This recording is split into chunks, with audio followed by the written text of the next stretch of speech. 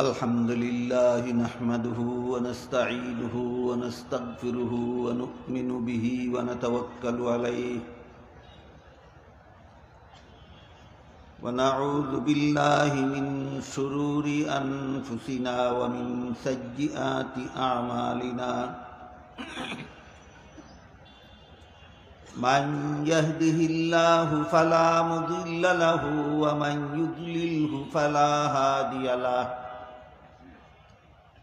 ونشهد أن لا إله إلا الله وحده لا شريك له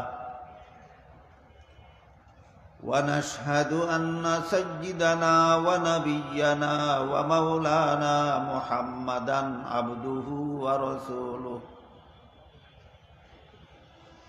صلى الله تعالى عليه وعلى آله وأصحابه وبارك وسلم أما بعد فأعوذ بالله من الشيطان الرجيم بسم الله الرحمن الرحيم ومن أراد الآخرة وسعى لها سعيها وهو مؤمن فأولئك كان سعيهم مشكورا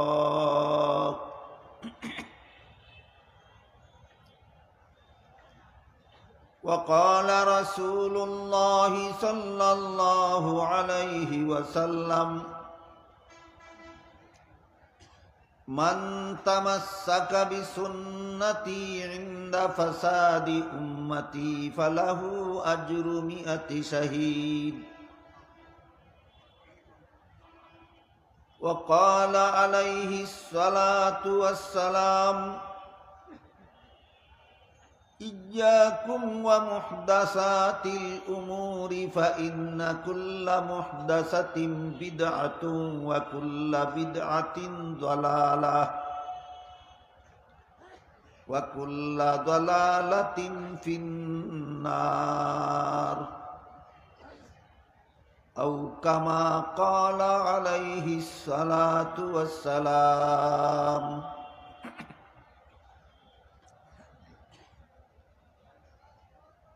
হযরত উলামায়ে কেরাম, সম্মানিত সুধী সমাজ, দূর দূরান্ত থেকে আগত সর্বস্তরের মুসলমান ভাইয়েরা আমার,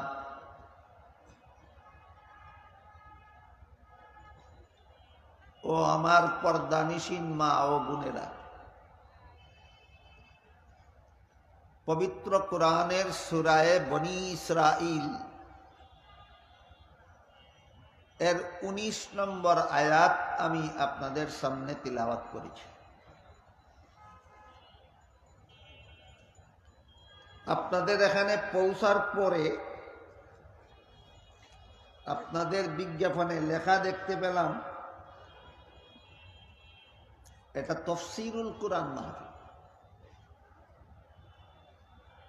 এজন্য সূরায়ে বনী ইসরাঈলের 19 নম্বর আয়াতের তাফসীর থেকে কিছু কথা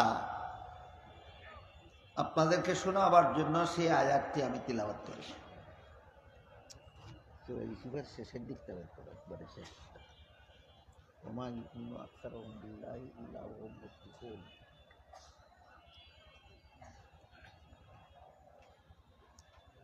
সূরায়ে বনী ইসরাঈলের 18 নম্বর আয়াতে আল্লাহ পাক রব্বুল আলামিন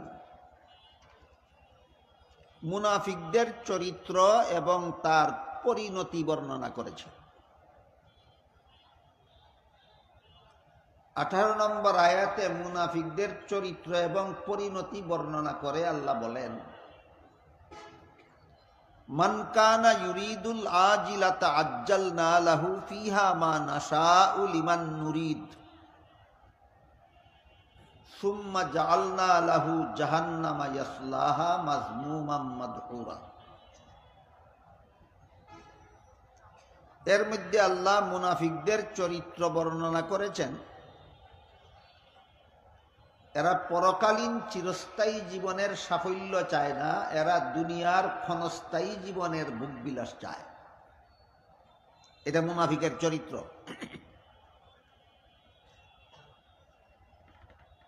এই জন্য অন্য আয়াতে আল্লাহ বলেন, লাকাদ কানা লাকুম ফি রাসূলিল্লাহি উসওয়াতুন হাসানাতুল লিমান কানা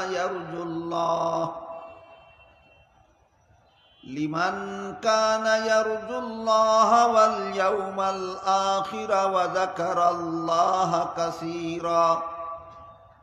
এর অর্থ হলো, আল্লাহ বলেন, অবশ্যই আল্লাহর রাসূলের মধ্যে রয়েছে উত্তম আদর্শ। গ্রহণ করতে পারবে কারা? আল্লাহর সন্তুষ্টি চায় যারা। রাসূলের আদর্শ গ্রহণ করতে পারবে কারা? পরকালীন জীবনের সাফল্য চায় যারা। রাসূলের আদর্শ গ্রহণ করতে পারবে কারা? আল্লাহকে বেশি বেশি স্মরণ করে যারা। এই তিনটা গুণ। আল্লাহর সন্তুষ্টি কাম্য হওয়া, পরকালীন জীবনের সাফল্য চাওয়া, আল্লাহকে বেশি বেশি স্মরণ করা, তিন গুণের একটাও মুনাফিকদের মধ্যে নাই, সবগুলি মুমিনদের মধ্যে আছে। তাই আল্লাহ বলেন, আল্লাহর রাসূলের মধ্যে যে উত্তম আদর্শ রয়েছে, গ্রহণ করতে পারবে তিন গুণ বিশিষ্টরা, অর্থাৎ মুমিনরা। তিন গুণ বঞ্চিতরা রাসূলের আদর্শ গ্রহণ করতে পারবে না, অর্থাৎ মুনাফিকরা রাসূলের আদর্শ গ্রহণ করতে পারবে। সেখানে উল্লেখ করা হয়েছে, মুনাফিকরা পরকালীন জীবনের সাফল্য চায় না। সূরা বনী ইসরাঈলের 18 নম্বর আয়াতে উল্লেখ করা হয়েছে, এরা দুনিয়ার ক্ষণস্থায়ী জীবনের ভোগবিলাস চায়। এটা মুনাফিকদের চরিত্র। মুনাফিকদের এই চরিত্রের পরিণতি 18 নম্বর আয়াতে আল্লাহ বলেছেন জাহান্নাম।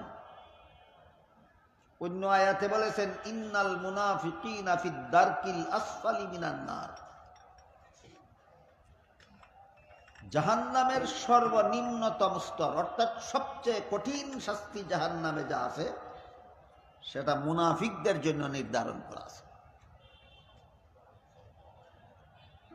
তো সূরা বনী ইসরাঈলের 18 নম্বর আয়াতে আল্লাহ মুনাফিকদের চরিত্র এবং তার পরিণতি বর্ণনা করেছেন।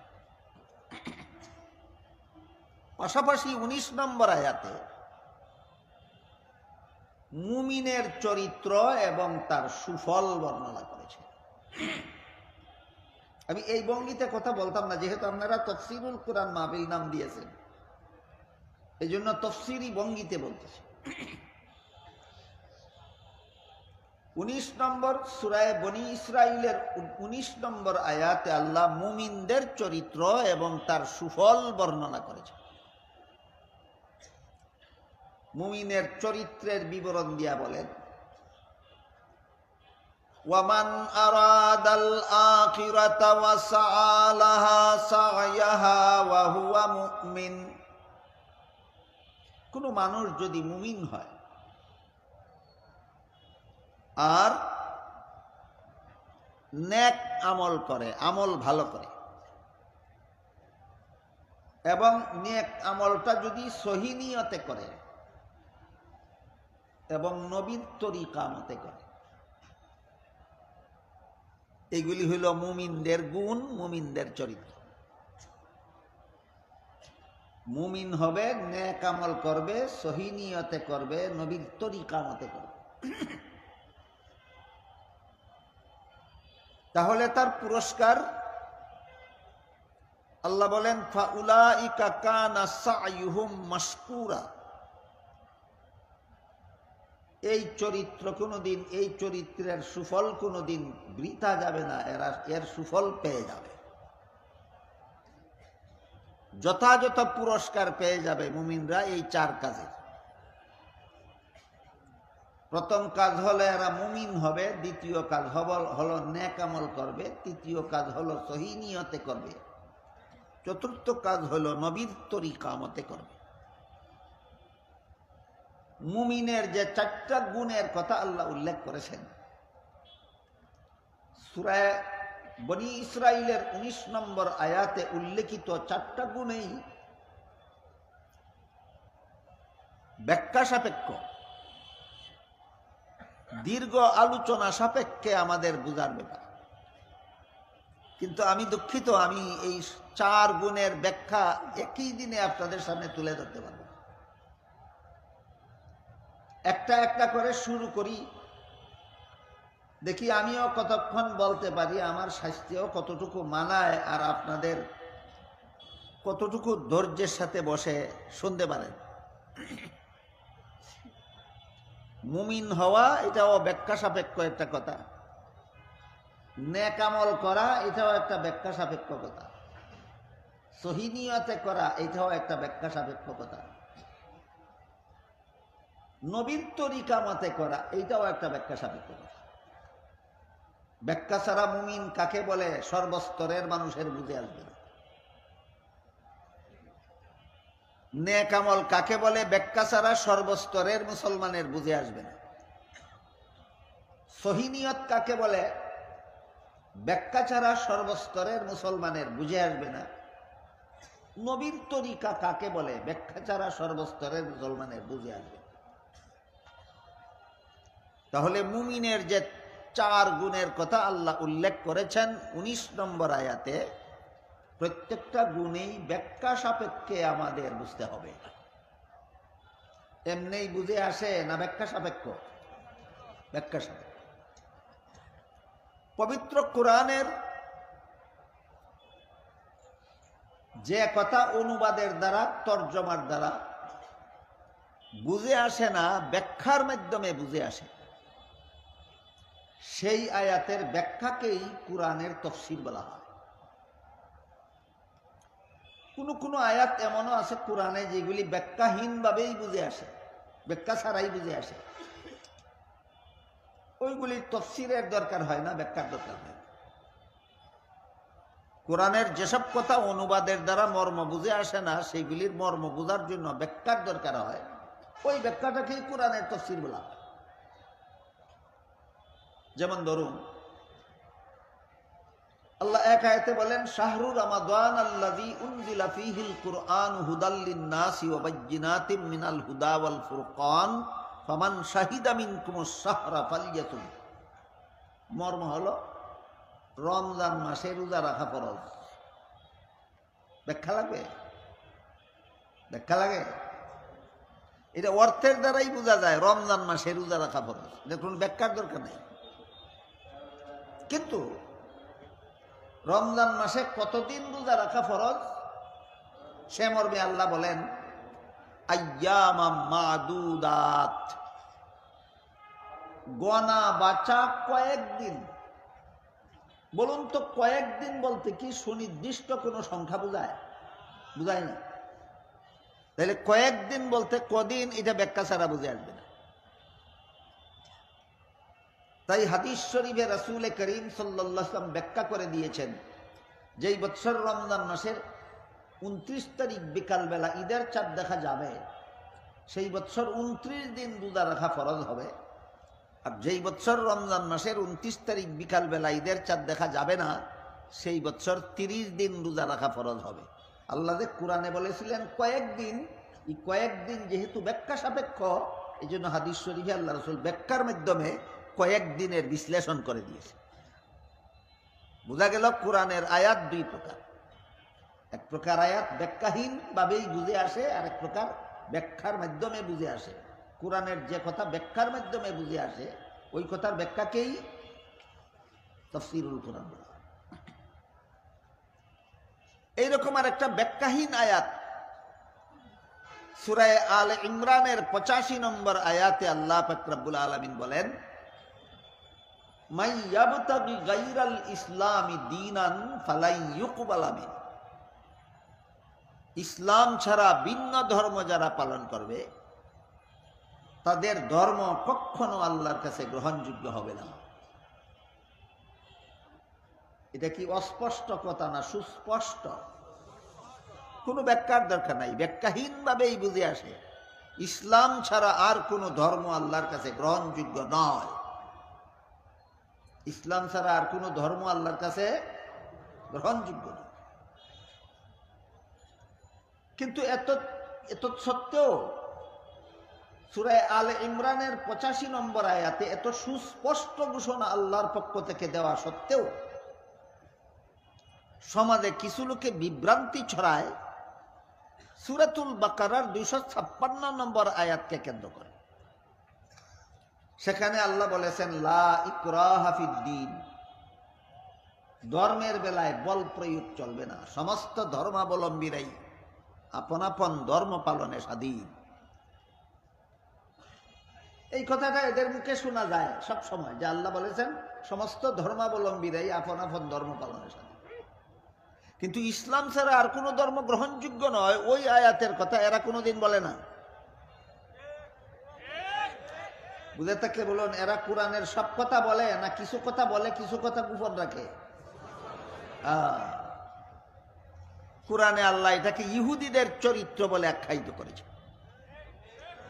আল্লাহর কিতাবের কিছু মানে আর কিছু মানে না, এটা ইহুদিদের চরিত্র। তাই ইহুদিদের সম্বোধন করে আল্লাহ বলেন আফাতুমিনুনা বিবাদিল কিতাবি ওয়া তাকফুরুনা বিবাদিন ফামা জাযাউ মান ইয়াফআলু যালিকা মিনকুম ইল্লা খিজিয়ুন ফিল হায়াতিদ দুনিয়া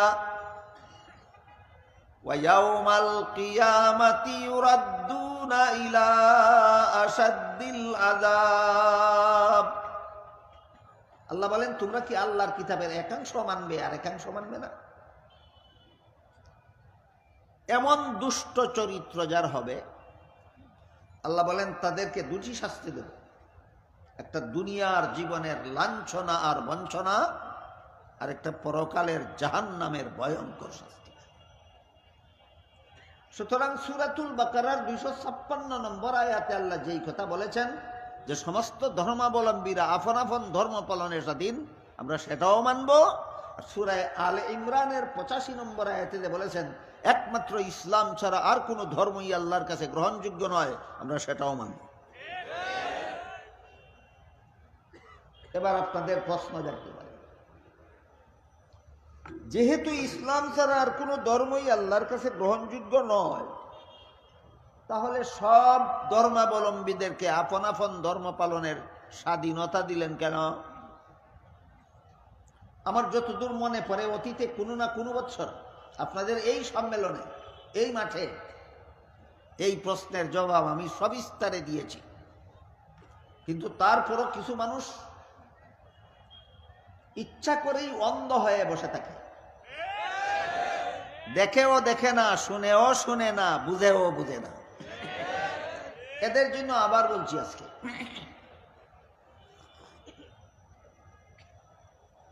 ইসলাম ছাড়া আর কোনো ধর্ম আল্লাহর কাছে গ্রহণযোগ্য না হলে সবগুলি ধর্ম পালনের স্বাধীনতা দিলেন কেন?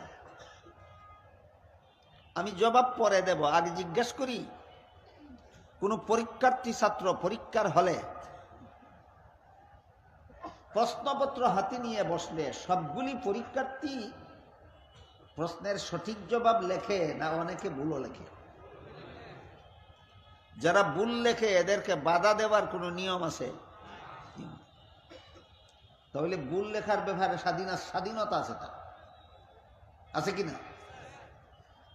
এই ভুল লেখার দ্বারা কি পাশ করবে না নিশ্চিত ফেল? যেই ভুল লেখার কারণে ফেল করা নিশ্চিত, এমন ভুল লিখতে বাধা দেব না কেন? এই প্রশ্নের যেই জবাব ইসলাম ছাড়া যত ধর্ম আল্লাহর কাছে গ্রহণযোগ্য নয় এইগুলি পালন করতে বাধা দেব না কেন, ওই প্রশ্নেরও সেই জবাব।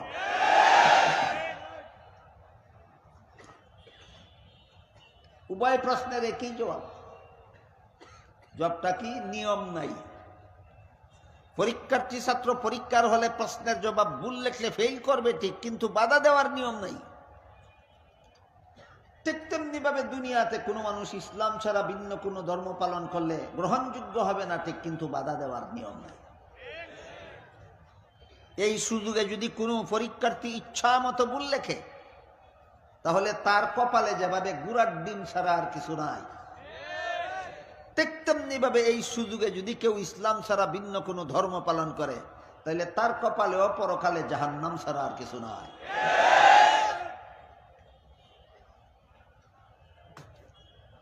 কথায় কথায় আসলো, এটা আমার মূল আলোচ্য বিষয় নয়।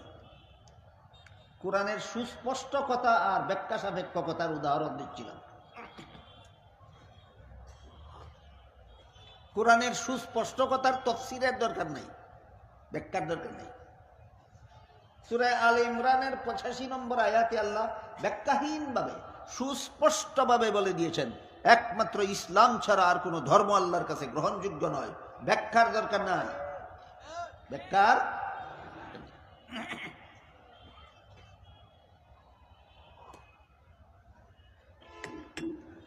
কিন্তু রমজান মাসে কতদিন রোজা রাখতে হবে এই কথাটা আল্লাহ কোরআনে অস্পষ্ট বলেছেন, এই জন্য ব্যাখ্যার দরকার।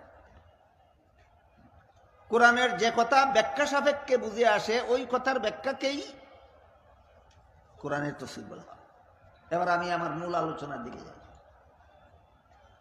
সূরা বনী ইসরাইলের 19 নম্বর আয়াতে আল্লাহ বলেন, কোন মানুষ যদি মুমিন হয়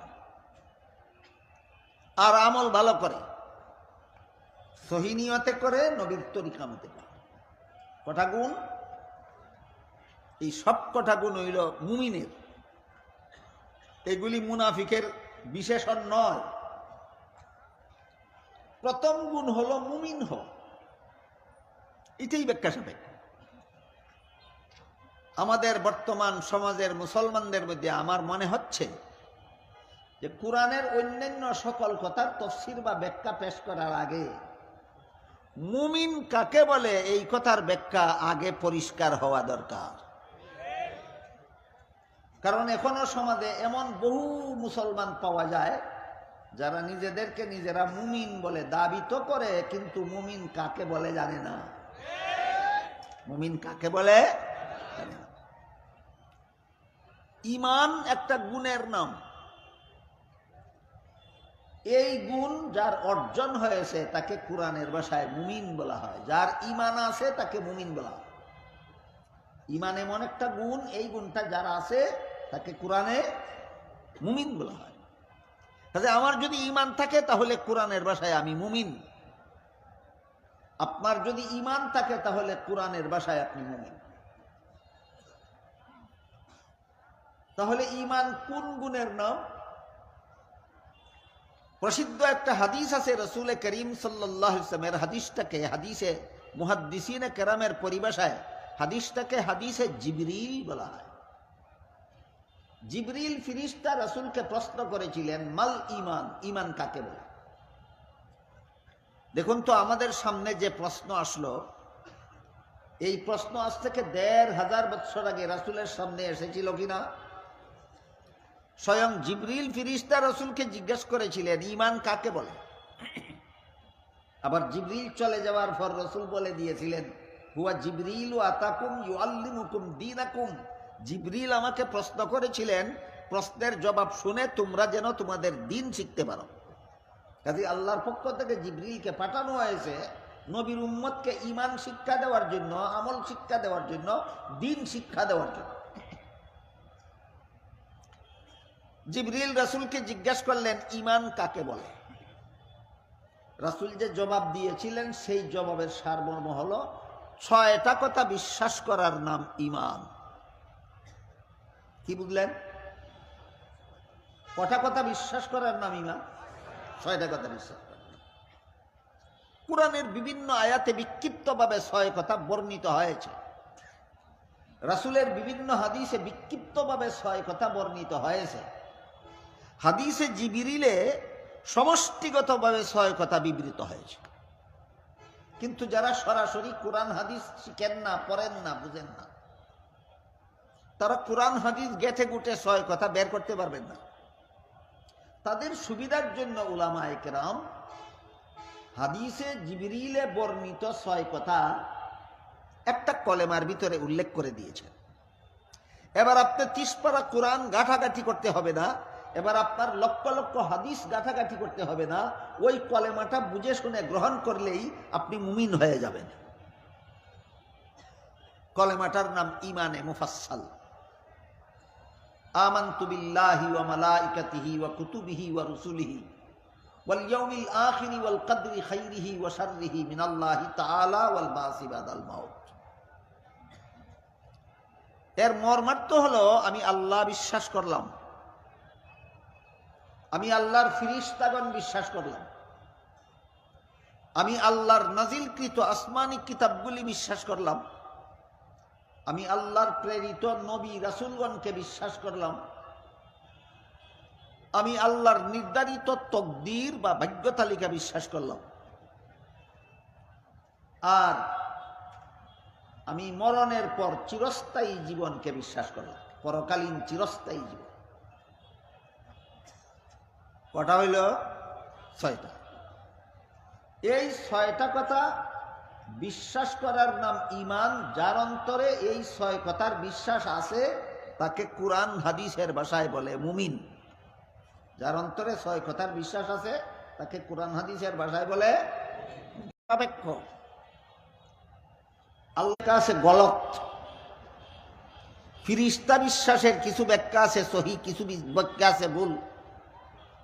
আসমানি কিতাব বিশ্বাসের কিছু ব্যাখ্যা আছে সহি, কিছু ব্যাখ্যা আছে গলত। নবী রাসূল বিশ্বাসের কিছু ব্যাখ্যা আছে সহি, কিছু ব্যাখ্যা আছে গলত। ঈমানে মুফাসসালের 6 কথা বিশ্বাস করলে মুমিন হয়। বিশ্বাস করলে মুমিন। আহলে সহি ব্যাখ্যা মতো বিশ্বাস করলে আহলে সুন্নাত ওয়াল জামাত হয়। এখনো যদি কারো বুঝে আসার বাকি থাকে একটু পরে আমি আরো খোলাসা করে বলবো, বুঝবেন। আপাতত এই 2টা কথা মনে রাখুন। ঈমানে মুফাসসালের 6 কথা বিশ্বাস করলে কি হয়? মুমিন হয়। আর 6 কথা সহি ব্যাখ্যা মতো বিশ্বাস করলে আহলে সুন্নাত ওয়াল জামাত হয়। 6 কথা যে বিশ্বাস করে না তার মুমিন হওয়ার দাবি যেমন মিথ্যা। এই 6 কথার কোনো একটা কথা যদি কেউ বিশ্বাস করে না তাহলে তার মুমিন হওয়ার দাবি মিথ্যা। ঠিক তেমনি ভাবে 6 কথার কোনো কথা যদি সহি ব্যাখ্যা মতো বিশ্বাস না করে, মন গড়া ব্যাখ্যা মতো বিশ্বাস করে আর আহলে সুন্নাত ওয়াল জামাত হওয়ার দাবি করে, তার আহলে সুন্নাত ওয়াল জামাত হওয়ার দাবি মিথ্যা।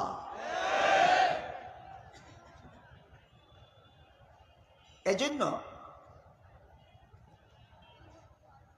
এই 6 কথা এর কোনো একটা কথা অবিশ্বাস করলে তার মুমিন হওয়ার দাবি মিথ্যা। সে মুমিন থাকে না, সে মুসলমান থাকে না, সে বেঈমান কাফির হয়ে যায়। এর একটি উদাহরণ দেব। আর এর কোনো কথা মন গড়া ব্যাখ্যা মতো বিশ্বাস করলে আহলে সুন্নাত ওয়াল জামাতের অন্তর্ভুক্ত থাকে না, সে বেদাতীদের অন্তর্ভুক্ত হয়ে যায়। তার একটা উদাহরণ দেব। উদাহরণগুলি বুঝার জন্য আমরা 6 কথার সিরিয়াল নম্বর সহ মনে রাখি। 1 নম্বরে আল্লাহ বিশ্বাস করলাম, 2 নম্বরে ফিরিস্তা বিশ্বাস করলাম, 3 নম্বরে আসমানি কিতাব, 4 নম্বরে নবী রাসূল। 4 নম্বরে 3 নম্বরে আসমানি কিতাব। আল্লাহর পক্ষ থেকে নবী রাসূলগণের কাছে মানব জাতির হেদায়েতের জন্য যত কিতাব পাঠানো হতো সেইগুলিকেই পরিভাষাগতভাবে আসমানি কিতাব বলা হয়।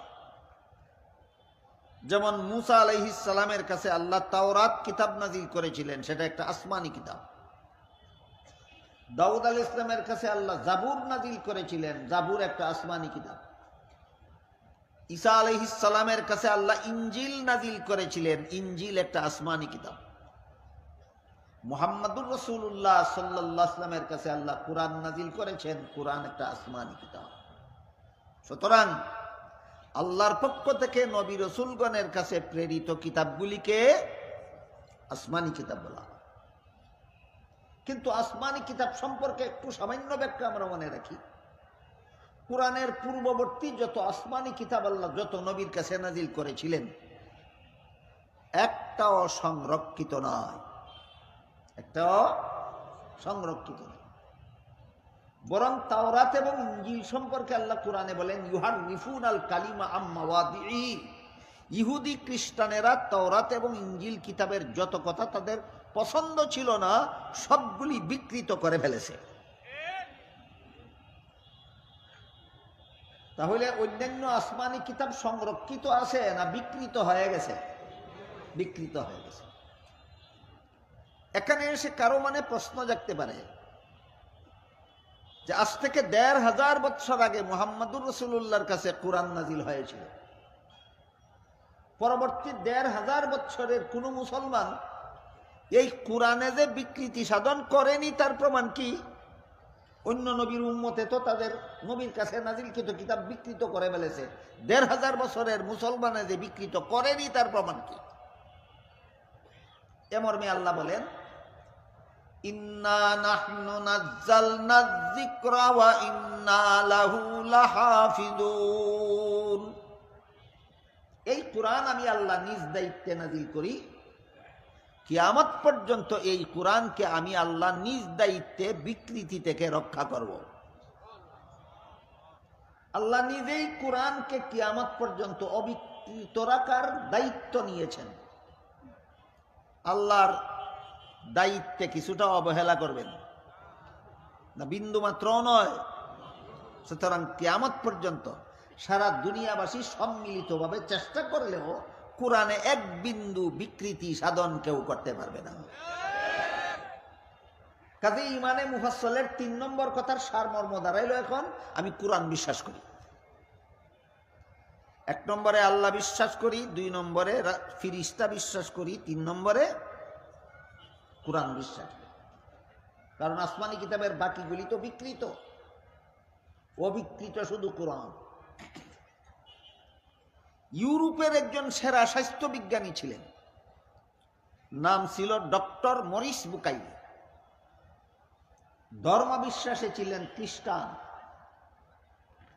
তার মাথায় এক সময় একটা শয়তানি বুদ্ধি জাগলো। শয়তানি বুদ্ধি কি? শয়তানি বুদ্ধি। তিনি ভাবলেন ১৫০০ বছর আগে নাজিল হয়েছে কোরআন, এই বংশ পরম্পরায় ১৫০ বছর পর্যন্ত কোনো না কোনো মুসলমান এই কোরআনে কোনো না কোনো বিকৃতি সাধন করেছে। সুতরাং আমি কোরআনটা একটু বুঝি, একটু শিখি, কোরআনটা একটু অধ্যয়ন করে দেখি, যদি কোরআনে কোনো ভুল বের করতে পারি সারা দুনিয়ায় প্রচার করে দেব মুসলমানের ধর্মগ্রন্থ কোরআনটাই ভুল, সুতরাং এদের ইসলাম ধর্মটাও ভুল। এমন একটা শয়তানি বুদ্ধি তার মাথায় খেলে। কাজেই কোরআনের ভুল বের করতে হলে তো আগে কোরআন বুঝতে হবে। তিনি কোরআন শিখা শুরু করলেন। কোরআন শিখতে এসে দেখলেন আরবি ভাষায় পারদর্শী হওয়া ছাড়া কোরআন শিক্ষার কোনো পথ নাই। এই খ্রিস্টান স্বাস্থ্য বিজ্ঞানী যে মহাসত্য অনুধাবন করতে পারলেন, আমাদের সমাজে অনেক মুসলমান সেই মহাসত্য অনুধাবন করতে পারে না। আমাদের সমাজের অনেক মুসলমান এমন আছে যারা মনে করে লাইব্রেরির থেকে বাংলা অনুবাদ, কোরআনের বাংলা অনুবাদ কিনে নিয়ে ঘরে বসে বসে নিজে নিজে পড়লেই কোরআন শিক্ষায় শিক্ষিত হওয়া যায়। এদের এই মনে করাটাকে আমি বলি খেয়ালি ফুলাও। খেয়ালি ফুলাও বুঝেন? এক কবি লিখেছিল খেয়ালি ফুলাও এর কবিতা।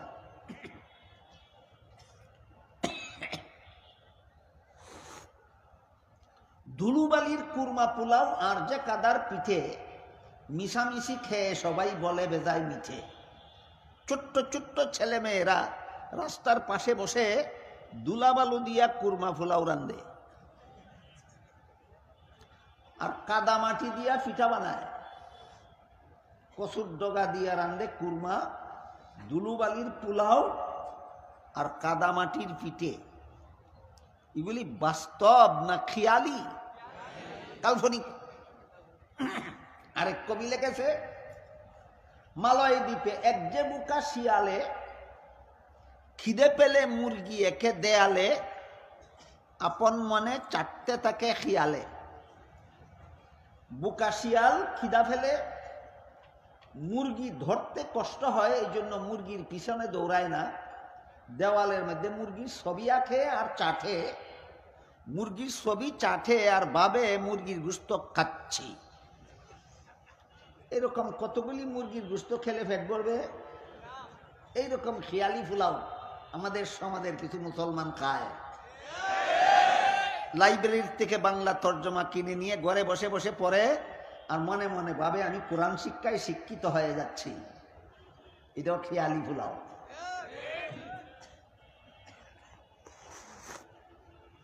বলুন তো, মেডিকেল কলেজের কোনো একটা পাঠ্যপুস্তক যদি বাংলা অনুবাদ হয়ে যায়, আর সেই অনুদিত বাংলা বইটা কেউ লাইব্রেরি থেকে কিনে নিয়ে ঘরে বসে বসে নিজে নিজে পড়ে, আর এই পড়ার ভিত্তিতে রোগীকে প্রেসক্রিপশন দেয় এবং অপারেশন করে, রোগী সুস্থ হবে না 12টা বাজবে? কারণ তুমি নিজে নিজে ডাক্তার। এইভাবে নিজে নিজে ডাক্তার হলে রোগীর যেমন 12টা বাজা ছাড়া উপায় নাই, ঠিক যারা নিজে নিজে কোরআন শিক্ষায় শিক্ষিত এদের ইমানের 12টা বাজা ছাড়া উপায় নেই। অথচ ডক্টর মরিস বুকাইলি ধর্ম বিশ্বাসে খ্রিস্টান হওয়া সত্ত্বেও এই মহাসত্য যথাযথভাবে উপলব্ধি করেছিলেন যে আরবি ভাষায় পারদর্শী হওয়া ছাড়া যথাযথভাবে কোরআন বোঝার উপায় নেই।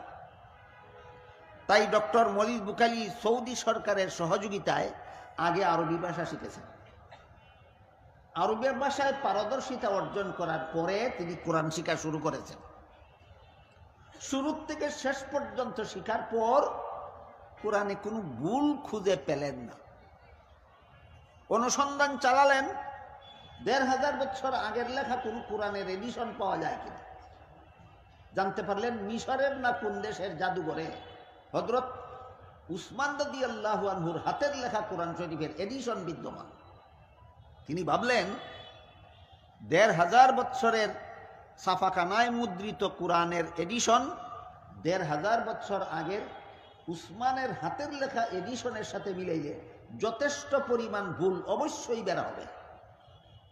তাই তিনি ছাপাখানার কোরআন নিয়ে উসমান রাদিয়াল্লাহু আনহুর হাতের লেখা কোরআনের সাথে মিলিয়ে দেখলেন কোনো একটা কথার মধ্যে গরমিল নাই, কোনো একটা শব্দের মধ্যে গরমিল নাই, কোনো একটা অক্ষরের মধ্যে গরমিল নাই, কোনো একটা জের জবরের মধ্যে গরমিল নাই, কোনো একটা নোক্তার মধ্যে গরমিল নেই।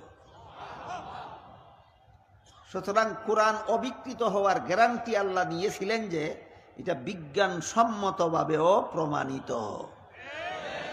আল্লাহ যে কোরআন অবিকৃত রাখার গ্যারান্টি দিয়েছিলেন, ইন্না নাহনু নাযালনা যিকরা ওয়া ইন্না লাহু লাহাফিজুন, এই কোরআন আমি নাজিল করেছি নিজ দায়িত্বে, এই কোরআনকে অবিকৃত রাখবো আমি আল্লাহ নিজ দায়িত্বে, এটা বিজ্ঞানসম্মতভাবেও প্রমাণিত। উসমান রাদিয়াল্লাহু আনহুর হাতের লেখা কোরআনের সাথে 1500 বছর পরের প্রেসে ছাপা কোরআনের কোনো গরমিল না পেয়ে যেই লোকটা এসেছিল কোরআনে ভুল ধরে ইসলাম ধর্মকে ভ্রান্ত ধর্ম বলে প্রচার করার জন্য, ওই লোকটা নিজেই কলেমা পড়ে মুসলমান হয়।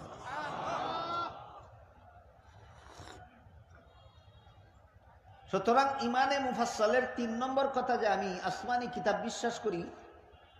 এবার এই আলোচনার সারমর্ম হলো 3 নম্বর কথা হলো আমি কোরআন বিশ্বাস করি।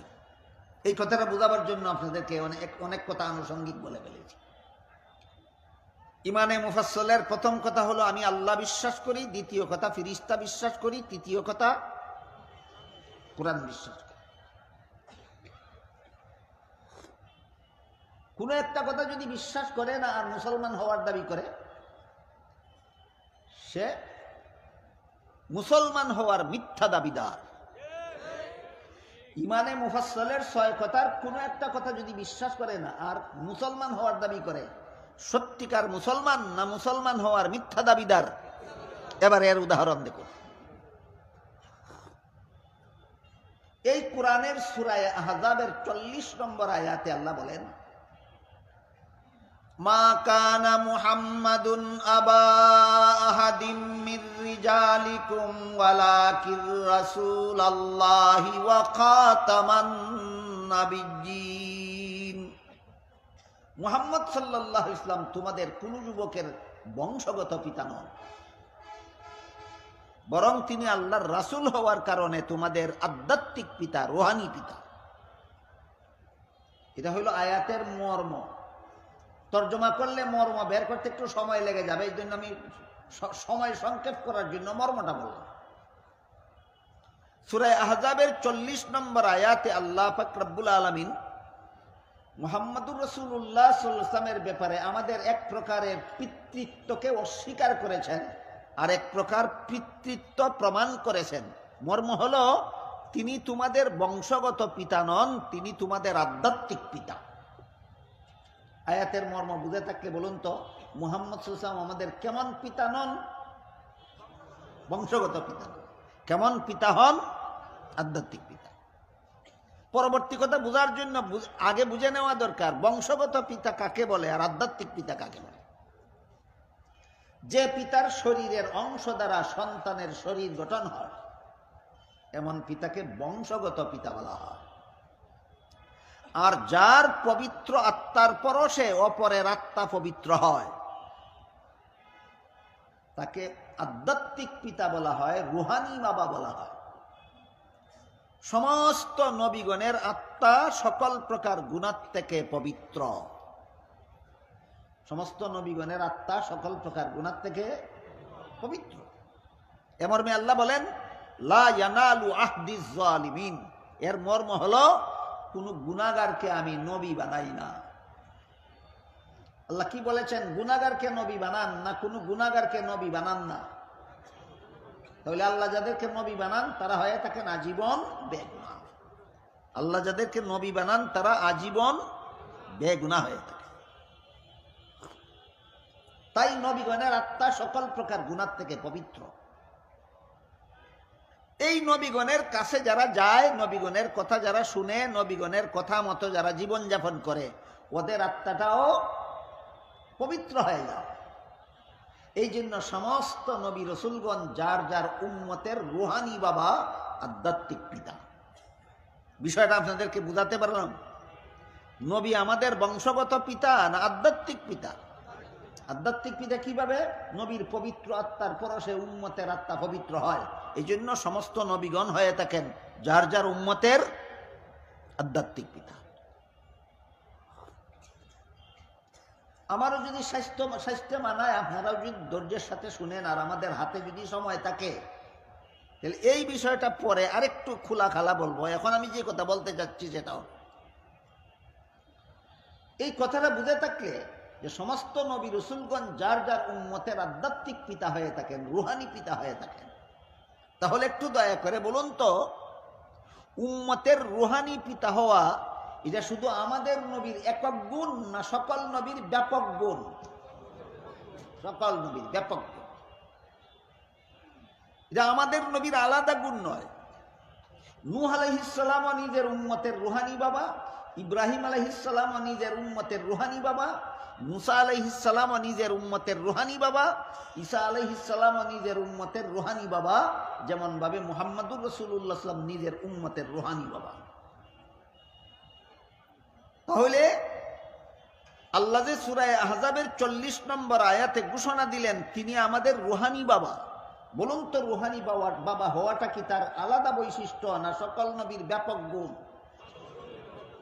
কিন্তু হাদিস শরীফে আল্লাহ রাসূল বলেন, ইন্নাল্লাহা ফাদ্দালানি আলাল আম্বিয়া ওয়া ফাদ্দালা উম্মতি আলাল উমাম আও কামা ক্বালা আলাইহিস সালাতু ওয়াস সালাম। এর অর্থ হলো, আল্লাহ আমাকে, রাসূল বলেন, আল্লাহ আমাকে সমস্ত নবীগণের উপর আলাদা শ্রেষ্ঠ মর্যাদা দান করেছেন, আর আমার উম্মতকে সকল নবীর উম্মতের উপর শ্রেষ্ঠ মর্যাদা দান করেছেন। আমাদের নবীর মর্যাদা অন্য সকল নবীর চেয়ে শ্রেষ্ঠ, আর এই নবীর উম্মতের মর্যাদা সকল নবীর উম্মতের চেয়ে শ্রেষ্ঠ। সারমর্ম হলো, আমরা শ্রেষ্ঠ নবীর শ্রেষ্ঠ উম্মত, আমরা শ্রেষ্ঠ নবীর শ্রেষ্ঠ। পরবর্তী কথাগুলি সহজে বোঝার জন্য একটু কষ্ট করে বলুন তো, রুহানি বাবা হওয়াটা আমাদের নবীর আলাদা গুণ না সকল নবীর গুণ? তাহলে আমাদের নবীর আলাদা গুণ গেল কোথায়? তাই আল্লাহ সাথে সাথে বলেন, ওয়ালাকিন রাসূল, আল্লাহ বলার সাথে সাথে বলেন, ওয়া খাতামান নাবিয়্যিন। রুহানি বাবা হওয়াটা যদিও সকল নবীর গুণ, কিন্তু তোমাদের নবীকে খাতামুন নবীন উপাধি দিলাম, এটা একমাত্র তোমাদের নবীর গুণ, আর কোন নবীর এই গুণ নাই। রুহানি বাবা হওয়া আমাদের নবীর আলাদা গুণ, না খাতামুন নবীন হওয়া আলাদা গুণ? খাতামুন নবীন হওয়া তোমাদের নবীর আলাদা গুণ। এবার বলুন তো কোন সূরার কত নম্বর আয়াতে আল্লাহ আমাদের নবীকে খাতামুন নবীন বলেছেন? সূরা আহজাবের 40 নম্বর আয়াত। সূরা আহজাবের 40 নম্বর। তাই আমাদের বোঝা দরকার খাতামুন নবীন অর্থটা কি। তিরমিজি শরীফের বর্ণিত হাদিসে রাসূল করিম সাল্লাল্লাহু আলাইহি ওয়াসাল্লাম বলেন, লা তাকুমুস সাআতু হাত্তা ইউবআসা দাজ্জালুনা কাযযাবুনা কুল্লুহুম ইয়াজআমু আন্নাহু নাবিয়্যুন ওয়া আনা খাতামুন নাবিয়্যিন লা নাবিয়্যা বাদি। আমার পরে কিয়ামত পর্যন্ত যদি কেউ নবী হওয়ার দাবি করে তাহলে সে হবে মিথ্যাবাদী দাজ্জাল। আমাদের নবীর পরে কিয়ামত পর্যন্ত কেউ নবী হওয়ার দাবি করলে রাসূল কি বলেছেন? সে হবে মিথ্যাবাদী দাজ্জাল। সুতরাং গোলাম আহমদ কাদিয়ানী মিথ্যাবাদী দাজ্জাল, আর এই কাদিয়ানী ধর্মাবলম্বীরা মিথ্যাবাদী দাজ্জালের চেলা চামুন্ডা। রাসূল বলেন আমার পরে কেউ নবী হওয়ার দাবি করলে মিথ্যাবাদী দাজ্জাল কেন? তার কারণ হলো আনা খাতামুন নাবিয়্যিন লা নাবিয়্যা বাদি। আল্লাহ যে আমাকে খাতামুন নাবিয়্যিন উপাধি দিয়েছেন, এর অর্থ হলো আমি শেষ নবী। এর অর্থ হলো আমি শেষ নবী। এবার বলুন তো আল্লাহ কোরআনের কোন সূরার কত নম্বর আয়াতে আমাদের নবীকে শেষ নবী বলে ঘোষণা করেছেন? সূরা আহজাবের 40 নম্বর আয়াত। কাদিয়ানীরা মানে না। কাদিয়ানীরা আমাদের নবীকে শেষ নবী মানে না। এর মানে কোরআন মানলো না? মানলো না? কোরআন মানলো। কিন্তু নিজেদের দলের নাম দিয়েছে আহমদিয়া মুসলিম জামাত, মুসলমানের দল। কাফিরের দল নিজেদেরকে মুসলমানের দল নাম দিয়েছে। বলেন বাস্তবিক মুসলমান না মুসলমান নামদারি দুঃখাবাজ? সুতরাং ইমানে মুফাসসালের 3 নম্বর কথা কাদিয়ানী মানে না। এই জন্য এদের মুসলমান নাম ধারণ করা দুঃখাবাজি ছাড়া আর কিছু নয়। বলেছিলাম ইমানে মুফাসসালের 6 কথার কোন কথা মানে না যদি আর মুসলমান হওয়ার দাবি করে, সে মিথ্যাবাদী, মুসলমান নামদারি দুঃখাবাজ। ঠিক তেমনি ভাবে সুন্নতে রাসূল আর জামাতে সাহাবার আদর্শ মানে না, অথচ নিজেকে সুন্নি দাবি করে যদি সেও সত্যিকারের সুন্নি নয়, সুন্নি নামের দুঃখাবাজ। এবার দ্বিতীয় উদাহরণটা শুনুন। ইমানে মুফাসসালের 3 নম্বর কথা না মেনেও কাদিয়ানীরা মুসলমান হওয়ার দাবি করে। সত্যিকারের মুসলমান না মুসলমান নামের দুঃখাবাজ? এবার এই ইমানে মুফাসসালের 6 কথার সবগুলি কথার কিছু ব্যাখ্যা আছে সহি আর কিছু ব্যাখ্যা আছে ভুল। আল্লাহ সম্পর্কে কিছু ব্যাখ্যা আছে সহি, কিছু ব্যাখ্যা আছে ভুল। ফিরিস্তা সম্পর্কে কিছু ব্যাখ্যা আছে সহি, কিছু ব্যাখ্যা আছে ভুল। কুরআন সম্পর্কে কিছু ব্যাখ্যা আছে সহি, আসমানি কিতাব সম্পর্কে কিছু ব্যাখ্যা আছে সহি, কিছু ব্যাখ্যা আছে ভুল। নবী রাসূল সম্পর্কে কিছু ব্যাখ্যা আছে সহি, কিছু ব্যাখ্যা আছে ভুল। এই 6 কথার 6 কথা যারা সহি ব্যাখ্যা মতো মানে তাদের নাম আহলে সুন্নাত ওয়াল জামাত। 6 কথা মানলে মুমিন মুসলমান, আর সহি ব্যাখ্যা মানলে আহলে সুন্নাত ওয়াল জামাত। প্রথমেই বলেছিলাম, মনে আছে কিনা দেখুন। ইমানে মুফাসসালের 6 কথা মানলে হয় মুমিন মুসলমান, আর 6 কথার সহি ব্যাখ্যা মানলে হয় আহলে সুন্নাত। প্রশ্ন জাগে 6 কথার সহি ব্যাখ্যা পাওয়া যায় কোথায়? এর আগে মনে রাখি 6 কথা পাওয়া যায় কোথায়? ইমানে মুফাসসালের 6 কথা পাওয়া যায় 2 ঠিকানায়, কোরআনে আর হাদিসে। আমার কথা বুঝে থাকলে বলুন, ইমানে মুফাসসালের 6 কথা পাওয়া যায় কোথায়? কোরআনে আর হাদিসে। এখন প্রশ্ন জাগে 6 কথার সহি ব্যাখ্যা পাওয়া যায় কোথায়? সাহাবায়ে কেরামের এক প্রশ্নের জবাবে আল্লাহ রাসূল সহি ব্যাখ্যা পাওয়ার 2 ঠিকানা চিহ্নিত করে দিয়েছেন। রাসূল বলেন মা আনা আলাইহি ওয়া আসহাবি, মর্ম হলো আমার সুন্নত আর সাহাবায়ে কেরামের জামাত। ইমানে মুফাসসালের 6 কথার ব্যাখ্যা যদি নবীর সুন্নত থেকে গ্রহণ করেন আপনি আহলে সুন্নত। ইমানে মুফাসসালের 6 কথার ব্যাখ্যা যদি আপনি সাহাবায়ে কেরামের জামাত থেকে গ্রহণ করেন তাহলে আপনি ওয়াল জামাত। আর যদি মন গড়া ব্যাখ্যা করেন তাহলে আপনি বেদাতি।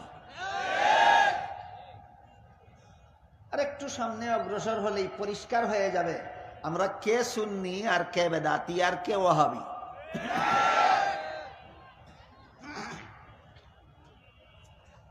আমাদের বাংলাদেশে 1974 সালের পর থেকে, এর আগে ছিল না, কোনোদিন ছিল না। 1974 সালের পর থেকে চট্টগ্রামের কিছু লোক পাকিস্তান থেকে একজন পীর সাহেবকে 74 সালে দাওয়াত করে এনেছিলেন। তার নাম কি যেন বলে, পাকিস্তানি পীর তৈয়ব শাহ। পাকিস্তানি পীর তৈয়ব শাহ তাদের ভক্তদেরকে বলে গেছিলেন, তোমরা 12ই রবিউল আউয়ালে জশ্নে জুলুসে ঈদে মিলাদুন নবী পালন করবা। তার নির্দেশ ক্রমে 1974 সালের পর থেকে বাংলাদেশে কিছু লোক জশ্নে জুলুসে ঈদে মিলাদুন নবী পালন করে এবং দাবি করে আমরা সুন্নি। খুব ভালো কথা। 1974 সালের পর থেকে তোমরা 12ই রবিউল আউয়ালে জশ্নে জুলুসে ঈদে মিলাদুন নবী পালন কিরা তুমি সুন্নি হয়েছ।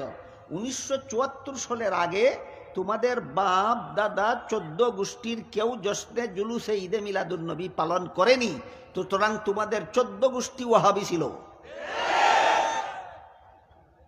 তোমাদের 14 গোষ্ঠী ওয়াহাবি ছিল। তোমরা 74 সাল থেকে সুন্নি হয়েছ।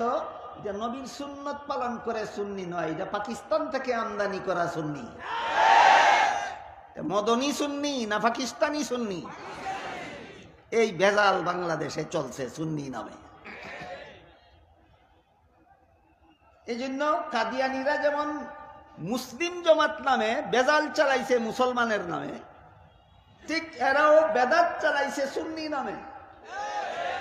কাদিয়ানীদের দুঃখাবাজি যেভাবে ফাঁস হওয়া দরকার, এই সমস্ত সুন্নি নামদারি বেদাতীদেরও হকিকত রহস্য গুমর ফাঁস হওয়া দরকার। ইমানে মুফাসসালের 4 নম্বর কথাটা কি? নবী রসুল বিশ্বাস করি।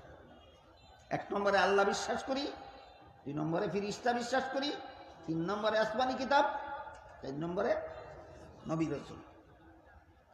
নবী রসুল সম্পর্কে কিছু ব্যাখ্যা আছে সহি, কিছু ব্যাখ্যা আছে মন গড়া। 1-2টা সহি ব্যাখ্যা শোনাই, পাশাপাশি এর মন গড়া ব্যাখ্যাটা শোনাই। একটু আগে বলেছি সমস্ত নবীগণের বেলায় আল্লাহর একটা সামগ্রিক মূলনীতি আল্লাহ কোরআনে ঘোষণা দিয়েছেন, লা ইয়ানালু আহদিজ জালিমিন, কোন গুনাহগারকে আমি নবী বানাই না। এটা কি 1-2 জন নবীর গুণ বেগুনাহ হওয়া, না সকল নবীর বেলায়? আরবিতে কয় কায়দায়ে কুল্লিয়া, বাংলায় কয় সামগ্রিক মূলনীতি। আল্লাহ কোরআনে সমস্ত নবীগণের বেলায় সামগ্রিক মূলনীতি ঘোষণা দিয়া বলেন, কোন গুনাহগারকে আমি নবী বানাই না, যাদেরকে নবী বানাই এরা সবাই হয়ে থাকেন বেগুনাহ। সুতরাং নবীগণ সম্পর্কে একটা সহি ব্যাখ্যা হলো তারা আজীবন বেগুনাহ। নবীগণ সম্পর্কে একটা সহি ব্যাখ্যা হলো তারা আজীবন বেগুনাহ। মনে রাখুন, পাশাপাশি মন গড়া ব্যাখ্যাটাও শুনুন। পবিত্র কোরআনের বিভিন্ন আয়াতে এবং রসুলের বিভিন্ন হাদিসে বর্ণিত হয়েছে, আল্লাহ পাক রব্বুল আলামিন হযরত আদম আলাইহিস সালামকে জান্নাতে দিয়ে বলেছিলেন সব গাছের ফলমূল খাও, একটা গাছের ফল খেতে নিষেধ করেছিলেন, কিন্তু শেষ পর্যন্ত ইবলিসের দুকায় পড়ে আদম নিষিদ্ধ গাছের ফল খেয়েছিলেন। আজকে নতুন শুনলেন না, আরো শুনেছেন। এই ঘটনাকে যদি আপনি আল্লাহর নির্ধারিত মূলনীতি লঙ্ঘন করে মন গড়া ব্যাখ্যা করেন, তাহলে এই ঘটনার দ্বারা আদমকে গুনাহগার সাব্যস্ত করতে পারবেন। সেই মন গড়া ব্যাখ্যাটা হলো আল্লাহর আদেশ নিষেধ লঙ্ঘন করলেই গুনাহ হয়। এখান থেকে মন গড়া ব্যাখ্যার ফাউন্ডেশন শুরু হইল। আল্লাহর আদেশ নিষেধ লঙ্ঘন করলেই গুনাহ হয়, এখান থেকে মন গড়া ব্যাখ্যা শুরু হইল। শুরুটাই ভুল। কেন? আল্লাহর আদেশ নিষেধ লঙ্ঘন করলে গুনাহ হয়, ঢালাও ভাবে সব ক্ষেত্রে নয়। যেমন রমজান মাসের দিনের বেলায় আপনি রোজাদার অবস্থায় আপনাকে খাওয়া দাওয়া করতে আল্লাহ আদেশ করেছেন না নিষেধ করেছেন? বলেন, রোজাদারের জন্য দিনের বেলা খাওয়া দাওয়া করা আল্লাহর নিষিদ্ধ কিনা? কিন্তু ভুলবশত যদি খাওয়া দাওয়া করে ফেলে আল্লাহর নিষেধ তো লঙ্ঘন হইল, কিন্তু তাহলে আল্লাহর আদেশ নিষেধ লঙ্ঘন করলে গুনাহ হয়, সব ক্ষেত্রে ঢালাও ভাবে? তুমি রোজাদার অবস্থায় রোজার কথা বলে গিয়ে খাওয়া দাওয়া করলে আল্লাহর নিষেধ লঙ্ঘন হয়, কিন্তু তোমার গুনাহ হয় না। আল্লাহ পাক রব্বুল আলামিন আদম সম্পর্কেও বলেন, নাসিয়া আদম, আদম ভুলে গিয়ে নিষিদ্ধ গাছের ফল খেয়েছে। তুমি ভুলে গিয়ে রোজাদার অবস্থায় খানাপিনা করলে গুনাহ হয় না, আর তোমার বাবার বাবার বাবা 14 গোষ্ঠীর বাবা আদমে ভুলে গিয়ে খাইলে গুনাহ হয়। কোরআন শিখছস কার কাছে?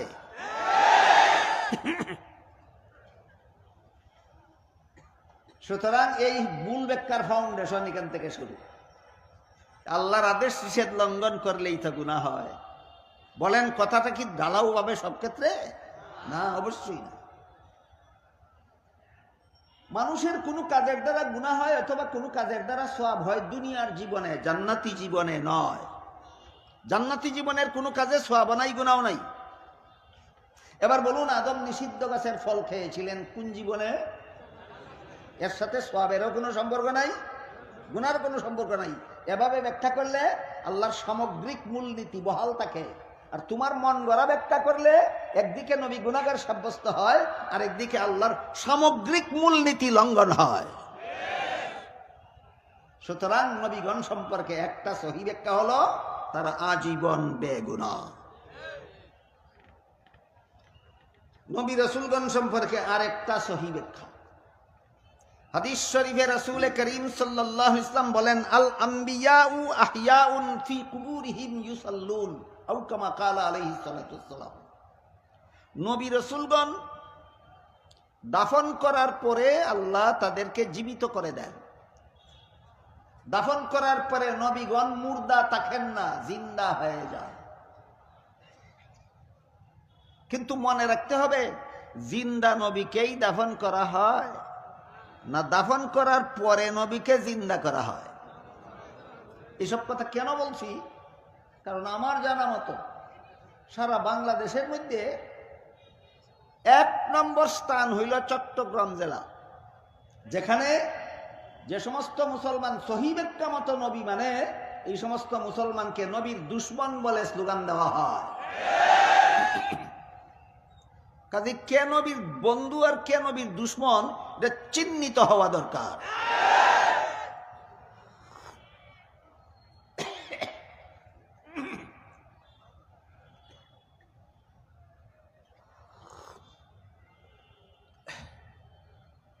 বুঝে থাকলে বলুন, জিন্দা নবী দাফন করা হয় না দাফনের পরে নবীকে জিন্দা করা হয়?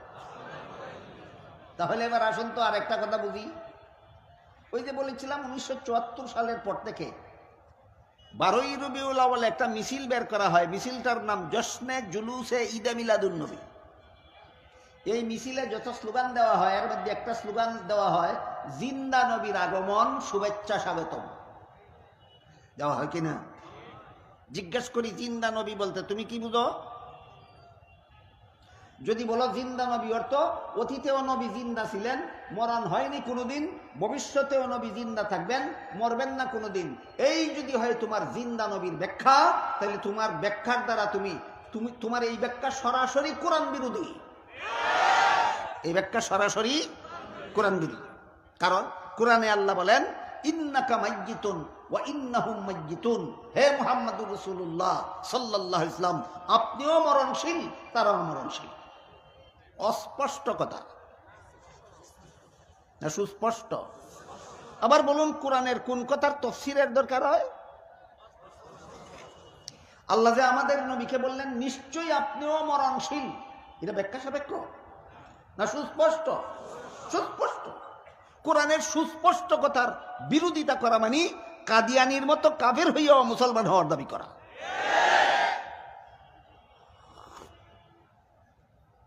কাজেই তোমার জিন্দা নবীর আগমন স্লোগানের অর্থ যদি হয় নবী চিরঞ্জীব, নবী চিরকাল জিন্দা, অতীতেও নবী জিন্দা ছিলেন, মরণ হয়নি কোনোদিন, ভবিষ্যতেও নবী জিন্দা থাকবেন, মরণ হবে না কোনোদিন, এই যদি তোমার স্লোগানের অর্থ হয় জিন্দা নবীর, তাহলে তোমার স্লোগান কোরআন বিরোধী, তোমার স্লোগান আল্লাহ বিরোধী।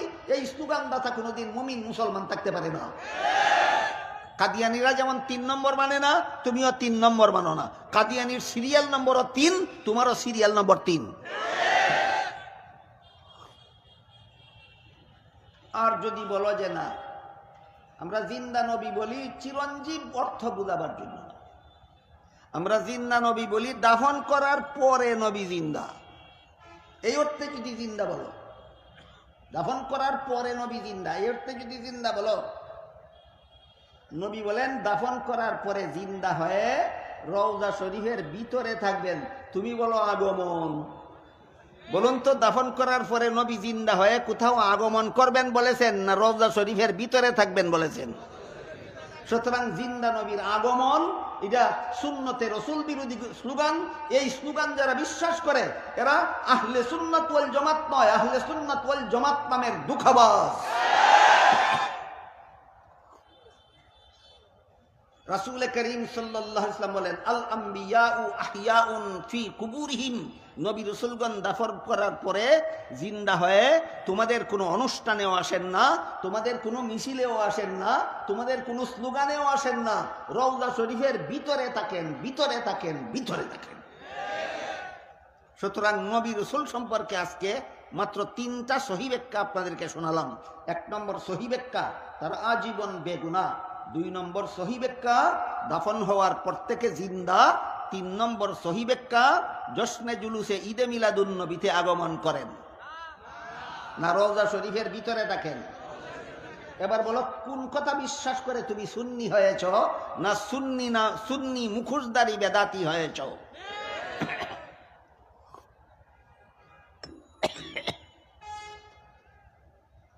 বলেছিলাম 2টা উদাহরণ দেব। ইমানে মুফাসসালের 6 কথার কোনো একটা কথা না মেনে যদি মুসলমান হওয়ার দাবি করে, হে মুসলমান নয়, মুসলমান নামের দুঃখবাজ। উদাহরণ কাদিয়ানি। আর ইমানে মুফাসসালের কোনো কথা যদি সহিহ ব্যাখ্যা মতো না মেনে মন গড়া ব্যাখ্যা মতো মানে সুন্নি দাবি করে, সেও সুন্নি নয়, বেদাতি, সুন্নি নামের দুঃখবাজ। এই হলো ইমান সম্পর্কে, মুমিন সম্পর্কে সামান্য আলোকপাত। এবার আমি আমার মূল কথার দিকে যাই। আল্লাহ পাক রব্বুল আলামিন বলেন, ওয়ামান আরাদাল আখিরাতা ওয়া সাআ লাহা সায়াহা ওয়া হুয়া মুমিন ফাউলাইকা কানা সায়ুহুম মাশকুরা। কোন মানুষ যদি মুমিন হয়, আয়াতে আল্লাহ তার চরিত্র এবং সুফল বর্ণনা করেছেন। মুমিনের 4 কাজ। প্রথম কাজ হইল মুমিন হওয়া। ইমানে মুফাসসালের 6 কথা বিশ্বাস করা মুমিনের প্রথম কাজ। 6 কথার প্রথম কথা ইমানে মুফাসসালের 6 কথা বিশ্বাস করা মুমিনের 4 গুণের প্রথম গুণ। দ্বিতীয় গুণ হলো নেক আমল করা। 2-4 মিনিট সময় ধৈর্য ধরে শুনবেন, যদি বলেন আয়াতের মোটামুটি মর্মটা বলে দিই। দ্বিতীয় গুণ হলো মুমিনদের নেক আমল করা। নেক আমল, যে সমস্ত আল্লাহর যে সমস্ত বিধান আমরা বিশ্বাস করেছি, এই সমস্ত বিধান জীবনে বাস্তবায়ন করার নাম নেক আমল। এই নেক আমল সম্পর্কে আল্লাহ কোরআনের এক আয়াতে বলেন, ওয়া'আদাল্লাহুল্লাযীনা আমানু মিনকুম ওয়া আমিলুস সালিহাতি লায়াস্তাখলিফান্নাহুম ফিল আরদি কামা ইসতাখলাফাল্লাযীনা মিন ক্বাবলিহিম ওয়া লায়ুমাক্কিনান্না লাহুম দীনাহুমুল্লাযী ইরতাদা লাহুম ওয়া লায়ুবাদদিলান্নাহুম মিন বাদি খাউফিহিম আমনা ইয়াবুদুনানি লা ইউশরিকুনা বি শাইআ ওয়ামান কাফারা বাদা যালিকা ফাউলাইকা হুমুল ফাসিকুন। আল্লাহ বলেন, হে মুমিন মুসলমানেরা, তোমরা যদি নেক আমল করো, এই যে নেক আমল, হে মুমিন মুসলমানেরা, তোমরা যদি নেক আমল করো, তাহলে দুনিয়াতেই তোমাদেরকে 3টা পুরস্কার দেব। মুমিন মুসলমানের নেক আমল করলে এদেরকে দুনিয়াতেই আল্লাহ পুরস্কারের ঘোষণা দিয়েছেন। 3 পুরস্কার। এই ঘোষণাটা দিয়েছেন আল্লাহ সূরা নূরের 55 নম্বর আয়াতে। সূরা নূরের 55 নম্বর আয়াতে আল্লাহ বলেন, হে মুমিন মুসলমানেরা, তোমরা যদি নেক আমল করো, আমল যদি ভালো করো, তাহলে দুনিয়াতেই তোমাদেরকে 3 পুরস্কার দেব। 1 নম্বর, সারা বিশ্বের শাসন ক্ষমতা তোমাদের হাতে দেব। 2 নম্বর, তোমাদের জন্য আমার পছন্দ করে নেওয়া ইসলাম ধর্মকে সারা বিশ্বে প্রতিষ্ঠা করে দেব। 3 নম্বর, সন্ত্রাসীদের হামলার থেকে তোমাদেরকে নিরাপদ করে দেব। কত পুরস্কার! এবার বলুন তো, আল্লাহর ঘোষিত পুরস্কারগুলি বুঝে থাকলে বর্তমান বিশ্ব মুসলমানেরা শাসন করে না শত্রুরা শাসন করে?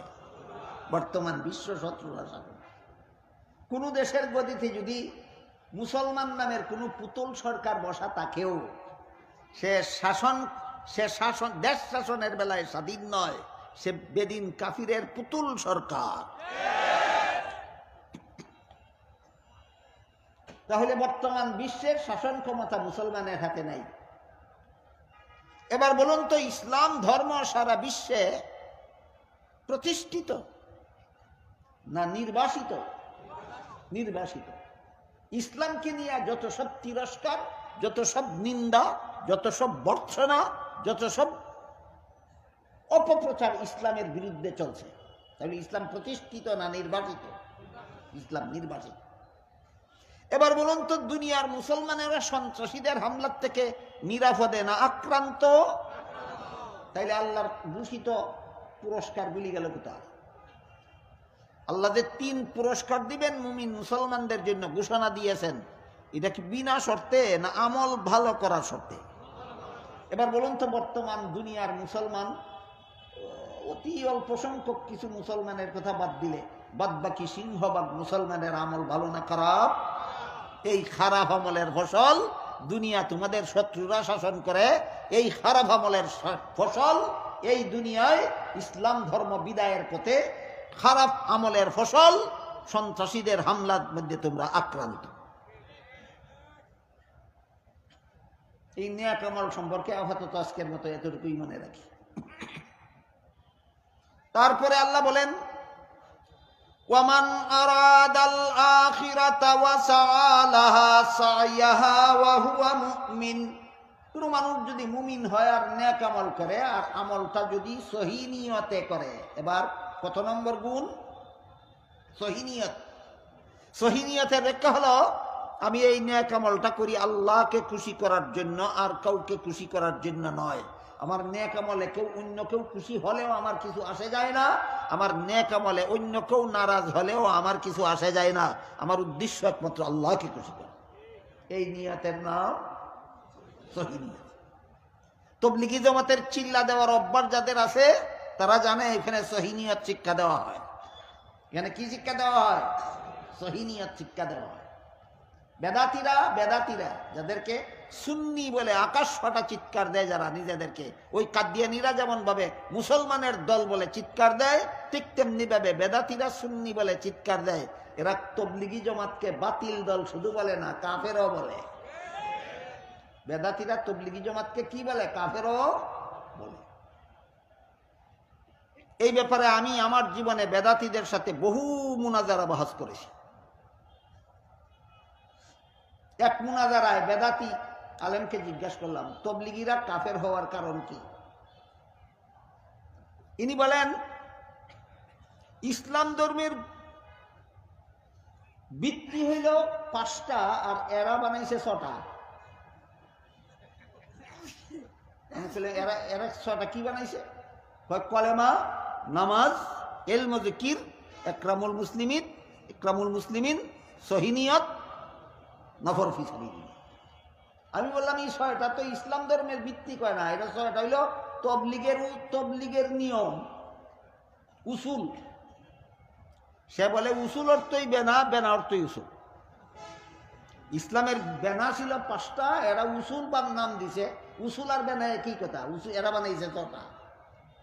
আমি জিজ্ঞেস করলাম, বেনা অর্থই উসুল, উসুল অর্থই বেনা পাইলা কোথায়? কয় নুরুল আনোয়ার নামে উসুলের ফিকার কিতাবের হাসিয়া পূজা বুঝাইল। মানে কয় ওইখানে লেখা আছে, আল উসুল জমু আসলিন ওয়া হুয়া মা ইউবতানা আলাইহি গায়রুহু। অর্থাৎ উসুল অর্থই বেনা, বেনা অর্থই উসুল। কাজে ইসলামের বেনা ছিল 5টা, তাবলীগীরা বানাইছে 6টা। ইসলামের বেনা বিকৃত করার কারণে তাবলীগীরা কাফের হয়েছে। আমি বললাম, চমৎকার। তুমি যেই কিতাব দিয়ে উসুল অর্থ বেনা প্রমাণ করছো, এই কিতাবে ইসলামী শরীয়তের উসুল কটা কয়? এই মাদ্রাসা ছাত্ররা জবাব দাও। নুরুল আনওয়ার কিতাবে ইসলামী শরীয়তের উসুল কটা কয়? 4টা। ইসলামে কয় 5টা, তবলিগিরা কয় 6টা, তোর কিতাবে কয় 4টা। 4 উসুলওয়ালা কিতাব এই দেশের কোন মুসলমান মানে না। 5 উসুলওয়ালা কিতাব আন, তখন ফাবুহিতাল্লাযী কাফার। এই যে পলায়ন করলো বহাস থেকে, আর বহাসে আসলো। আর এক বহাসের মধ্যে এই বেদাতিরা তবলিগিরা কাফের সাজাবার জন্য দলিল দেয়, কয় নবী তবলিগ করছেন বেদিন কাফিরের কাছে কলেমার তবলিগ, আর এরা মুমিন মুসলমানের কাছে কলেমার তবলিগ করে।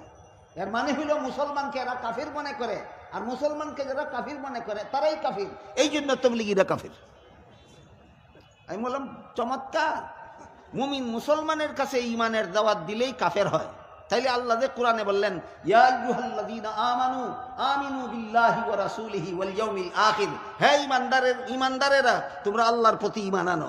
তবলিগীরা ঈমানদারকে ঈমানের দাওয়াত দেওয়ার কারণে যদি কাফের হইয়া থাকে, আল্লাহ যে কোরআনে ঈমানদারকে ঈমানের দাওয়াত দিলেন, এবার বল কাকে কাফির বলবে?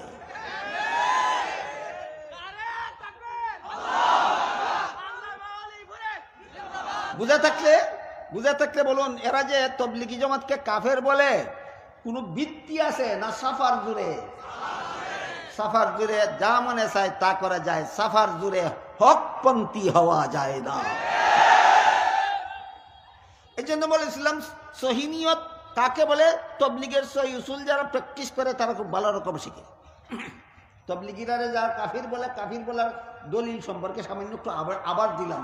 যে দলিলের ভিত্তিতে কাফের বলে এগুলি কোনো দলিল না, ফালতু কথা, এগুলি ফালতু কথা। আল্লাহ বলেন, ওয়ামান আরাদাল আখিরাতা ওয়া সাআলাহা সাইয়াহা ওয়া হুয়া মুমিনুন ফাউলাইকা কানা সাইয়ুহুম মাশকুরা। কোন মানুষ যদি মুমিন হয়, আমল ভালো করে, সহি নিয়তে করে, আর কটা গুণ রইল? নবীর তরিকা মতে করে। একটা নবীর তরিকাকেই নবীর সুন্নাত বলা হয়, নবীর তরিকাকেই নবীর সুন্নাত বলা হয়। তবে নবীর সুন্নাত কথাটা বিভিন্ন হাদিসে বিভিন্ন অর্থে ব্যবহার হয়। এই জন্য নবীর সুন্নাত বলতে পরিষ্কারভাবে কি বোঝায় সুস্পষ্টভাবে অনেকেই বলতে পারে না। তাই নবীর সুন্নত সম্পর্কে 1-2 মিনিট আলোচনা করি, যদি আপনারা ধৈর্যের সাথে বসে শুনবেন বলে। নবীর সুন্নত কথার কয়েকটা অর্থ আছে। নবীর সুন্নত কথার একটা অর্থ আছে নবীর হাদিস। নবীর সুন্নত কথার আর একটা অর্থ আছে নবীর ওই আমল যা উম্মতের জন্য অনুকরণীয় এবং যার গুরুত্ব ফরজ ওয়াজিবের চেয়ে কম এবং নফল মুস্তাহাবের চেয়ে বেশি। আর নবীর সুন্নত কথার 3 নম্বর অর্থ হইল নবীর শিক্ষা দেওয়া পদ্ধতি। তাহলে আমরা সামনের কথা বোঝার জন্য মনে রাখি, নবীর সুন্নত কথার 3টা অর্থ। 1 নম্বর নবীর সুন্নত অর্থ নবীর হাদিস, 2 নম্বর নবীর সুন্নত অর্থ নবীর আমল, 3 নম্বর নবীর সুন্নত অর্থ নবীর তরিকা। নবীর হাদিস, নবীর আমল, নবীর তরিকা। নবীর হাদিস, নবীর আমল, নবীর তরিকা। এক হাদিসে রাসূল করিম সাল্লাল্লাহু আলাইহি ওয়াসাল্লাম বলেন, তারাকতু ফীকুম আমরাইনি লান তাদিল্লু মা তামাসসাকতুম বিহিমা কিতাবাল্লাহি ওয়া সুন্নাত রাসূলি আও কামা ক্বালা আলাইহিস সালাতু ওয়াস সালাম। রাসূল বলেন, আমি দুনিয়ার থেকে বিদায়কালে তোমাদের হাতে 2টি জিনিস রেখে যাচ্ছি। যতদিন পর্যন্ত তোমরা 2টি জিনিস শক্তভাবে আঁকড়ে থাকবে, ততদিন পর্যন্ত তোমরা বিপদগামী হবে না, জাহান্নামের পথের যাত্রী হবে না। আমার রেখে যাওয়া 2টি জিনিসের একটি হলো আল্লাহর কিতাব কুরআন, আর একটি হলো রাসূলের সুন্নাত হাদিস। এই হাদিসে রাসূলের সুন্নাত কথাটাকে রাসূল নিজেই হাদিস অর্থে ব্যবহার করেছে। আর এক হাদিসে রাসূল করিম সাল্লাল্লাহু আলাইহি ওয়াসাল্লাম বলেন, রমজান মাসের দিনের বেলায় রোজা রাখা আল্লাহ তোমাদের জন্য ফরজ করেছেন, আর রাতের বেলার তারাবিহের নামাজ আমি রাসূল তোমাদের জন্য সুন্নত করেছি। আপনাদের জানা থাকে বলুন তো, রমজানের দিনের বেলার রোজাটা কি?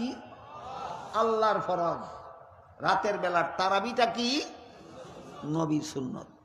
এখানে সুন্নত কথাটা 2 নম্বর অর্থে। এখানে সুন্নত অর্থ নবীর হাদিস নয়, কেন সুন্নত অর্থ নবীর ওই আমল যা উম্মতের জন্য অনুসরণীয় এবং যার গুরুত্ব ফরজ ওয়াজিবের চেয়ে কম এবং নফল মুস্তাহাবের চেয়ে বেশি। আরেক হাদিসে রাসূল বলেন, মান তামাসসাকা বিসুন্নতি ইনদা ফাসাদি উম্মতি ফালাহু আজরু মিআতি শাহিদ। যে যুগে আমার উম্মতেরা আমার সুন্নত থেকে দূরে সরে যাবে, সেই যুগে যারাই আমার সুন্নতে অটল থাকবে 100 শহীদের সওয়াব পাবে। এখানে সুন্নত অর্থ হাদিসও না, এখানে সুন্নত অর্থ আমলও নয়, এখানে সুন্নত অর্থ নবীর শিক্ষা দেওয়া পদ্ধতি, নবীর শিক্ষা দেওয়া পদ্ধতি। তাহলে নবীর সুন্নত কথার অর্থ নবীর হাদিস, এই তিনটা পাওয়া গেল। নবীর সুন্নত কথার এক অর্থ নবীর হাদিস, নবীর সুন্নত কথার আরেক অর্থ নবীর আমল, নবীর সুন্নত কথার আরেক অর্থ নবীর তরিকা। এই 3 নম্বর অর্থে আল্লাহ ওই সূরা বনী ইসরাঈলের 19 নম্বর আয়াতে বলেন, ওয়ামান আরাদাল আখিরাতা ওয়া সাআলাহা সায়াহা ওয়া হুয়া মুমিন। কোন মানুষ যদি মুমিন হয়, আমল ভালো করে, সহি নিয়তে করে, নবীর সুন্নত মতে করে, অর্থাৎ নবীর তরিকা মতে করে। এখানে নবীর সুন্নত অর্থ নবীর তরিকা। তরিকা শব্দের বাংলা অর্থ পদ্ধতি। আল্লাহর রাসূল উম্মতের জন্য জীবনের সকল কাজের পদ্ধতি বলে গিয়েছেন। তুমি পেশাব করবা কোন পদ্ধতিতে, বলে গিয়েছেন। তুমি পায়খানা করবা কোন পদ্ধতিতে, নবী বলে গিয়েছেন। তুমি পানাহার করবা কোন পদ্ধতিতে, নবী বলে গিয়েছেন। তুমি সংসার করবা কোন পদ্ধতিতে, নবী বলে গিয়েছেন। তুমি ওযু করবা কোন পদ্ধতিতে, নামাজ পড়বা কোন পদ্ধতিতে, ইবাদত বন্দেগী করবা কোন পদ্ধতিতে। বলুন আমার কথা বুঝে থাকলে, উম্মতের জীবনের সকল আমলের পদ্ধতি নবী বলে গিয়েছেন কিনা? বলে গিয়েছেন। মানুষের জীবনের কাজ 2 প্রকার, হয়তো সংসারের কাজ আর না হয় ধর্মের কাজ। বুঝে থাকতে বলুন, মানুষের জীবনের সকল কাজ কত প্রকার? 2 প্রকার। একটা হইল সংসারের কাজ, আর একটা হইল ধর্মের কাজ। সংসারের কাজও যদি কেউ নবীর শিক্ষা দেওয়া পদ্ধতিতে করে, সংসারের কাজ করেও ইবাদতের সওয়াব পায়। যেমন হাদিস শরীফে রাসূল করিম সাল্লাল্লাহু আলাইহি ওয়াসাল্লাম বলেন, কেউ যদি এশার নামাজ জামাতের সাথে পড়ে ঘুমায়, এই যে এশার নামাজ পড়ার আগে ঘুমাইল না, এশার নামাজ জামাতের সাথে পড়ার পরে ঘুমাইল, বলেন মন গড়া মতে ঘুমাইল না নবীর তরিকা মতে ঘুমাইল? নবীর তরিকা মতে ঘুমাইল। এই জন্য রাসূল বলেন, অর্ধেক রাতের ঘুম তার ইবাদতে লেখা হয়ে যায়। আবার সেই লোকটা যদি ঘুম থেকে জেগে ফজরের নামাজ জামাতের সাথে পড়ে, এর মানে হলো ফজরের জামাতের আগেই ঘুম থেকে জেগে উঠল। সে জাগলো মন গড়া মতো না জাগলো নবীর তরিকা মতো? ঘুমাইল নবীর তরিকা মতো, জাগলো নবীর তরিকা মতো। নবী বলেন, নবীর তরিকা মতো ঘুমানির কারণে অর্ধেক রাতের ঘুম তার ইবাদতে লেখা হয়ে গেল। নবীর তরিকা মতো জাগ্রত হওয়ার কারণে বাকি অর্ধেক রাতের ঘুম তার ইবাদতে লেখা হয়ে গেল। তাই রাসূল ব্যাখ্যা করে বলেন, যেই লোকটা এশার নামাজ জামাতের সাথে পড়লো, ফজরের নামাজটাও জামাতের সাথে পড়লো, এই লোকটা এশার থেকে ফজর পর্যন্ত সারা রাত যত ঘুম ঘুমাইল, এটা সংসারের কাজ ছিল, তার সারা রাতের ঘুম ইবাদতে লেখা হয়। এবার বুঝে থাকলে বলুন, সংসারের কাজ নবীর পদ্ধতি মতে করলে কি হয়? সংসারের কাজে ইবাদতের সওয়াব হয়। বুঝাতে পারলাম? আপনাদেরকে বুঝাতে পারলাম? মানুষের জীবনে সংসারের যত কাজ আছে, সেইগুলি নবীর শিক্ষা দেওয়া পদ্ধতি মতে করলে কি হয়? ইবাদতের সওয়াব। পক্ষান্তরে ধর্মের কাজও মন গড়া মতে করলে বেদাত হয়। ধর্মের কাজও মন গড়া মতে করলে বেদাত হয়। এর 1-2টা উদাহরণ দিয়ে কথা শেষ করি। 5 বেলার নামাজের জামাতের জন্য আজান দেওয়া নবীর তরিকায় আছে কি নাই? জুমার নামাজের জামাতের জন্য আজান দেওয়া নবীর তরিকায় আছে কি নাই? আছে। আজান কেন? জামাতের সুবিধার জন্য। আজান শুনলে মুসল্লিরা সময় মতো জামাতে শরীক হতে পারে। কাজেই 5 বেলার নামাজের জামাতের জন্য যেমন আজান একটা সুবিধাজনক ব্যবস্থা, একামত একটা সুবিধাজনক ব্যবস্থা, জুম্মার নামাজের জামাতের জন্য আজান একটা সুবিধাজনক ব্যবস্থা, একামত একটা সুবিধাজনক ব্যবস্থা। আমার কথা বুঝে থাকলে বলুন, 5 বেলার নামাজের জামাত, জুম্মার নামাজের জামাত বড় না ঈদের নামাজের জামাত বড়? পাঞ্জাগানা নামাজের জামাতে বেশি লোক হয় না ঈদের নামাজের জামাতে বেশি লোক হয়? তাহলে যেই জমাতে বেশি লোক হয় সেই জমাতে শরীক হওয়ার ব্যবস্থা হিসাবে যুক্তিমতো তো আজানের আরো বেশি দরকার ছিল। কথা বুঝেন কিনা? যে যুক্তিতে 5 বেলার নামাজে আজানের ব্যবস্থা দেওয়া হইল, যে যুক্তিতে জুম্মার নামাজে আজানের ব্যবস্থা দেওয়া হইল, ঈদের নামাজের জমাতের মধ্যে সেই যুক্তি আরো শক্তিশালী, সেই যুক্তি আরো শক্তিশালী। কিন্তু নবীর তরিকায় নাই। নবীর তরিকায় ঈদের নামাজের জমাতের শরীক হওয়ার সুবিধার জন্য আজান দেওয়ার ব্যবস্থা নবীর তরিকায় নাই, একামতের ব্যবস্থা নবীর তরিকায় নাই। সুতরাং কেউ যদি বলে 5 বেলার নামাজের জমাতের সুবিধার জন্য আজান দিতে পারলাম, একামত দিতে পারলাম, জুম্মার নামাজের জমাতের সুবিধার জন্য আজান দিতে পারলাম, একামত দিতে পারলাম, ঈদের নামাজে তো এই সুবিধার আরো বেশি দরকার আজান একামতের, তাই যদি ঈদের নামাজ আজান দেয়, আজান হবে বেদাত, ঈদের নামাজে একামত দেয়, একামত হবে বেদাত, জানাজার নামাজের জমাতের জন্য আজান দিলে আজান বেদাত, একামত দিলে একামত বেদাত। এবার আপনাদের বলতে হবে 5 বেলার আজান একামত সুন্নত কেন? নবীর তরিকায় আছে। ঈদ এবং জানাজার নামাজের আজান একামত বেদাত কেন? নবীর তরিকায় নাই। নবীর তরিকার বিরুদ্ধে যারা যুক্তি দেয় এরা আশিকে রসুল নয়, দুশ্মনে রসুল। নবীর তরিকার বিরুদ্ধে যারা যুক্তি দেয় এরা আশিকে রসুল না দুশ্মনে রসুল? যেমন 2-1টা যুক্তির কথা শুনুন। আজান শেষ করার পর দুরূদ শরীফ পড়া নবীর তরিকায় আছে। আজান শেষ করার পর দুরূদ শরীফ পড়া নবীর তরিকায় আছে। আজান শুরু করার আগে দুরূদ শরীফ পড়া নবীর তরিকায় নয়। এখন যদি যুক্তি দেয় আজান শেষ করার পরে দুরূদ পড়তে পারি, শুরু করার আগে পড়লে দোষ কি? সেই হয় আশিকে রসুল। আশিকে রসুল। আজকের থেকে ক্লিয়ার হোক, আশিকে রসুল কার নাম আর দুশ্মনের রসুল কার নাম? জীবনের সকল কাজ যারা নবীর তরিকা মতে করে এরাই সত্যিকারের আশিকে রসুল। নবীর তরিকার বিরুদ্ধে যারা মন গড়া যুক্তি দেয় এরাই দুশ্মনের রসুল।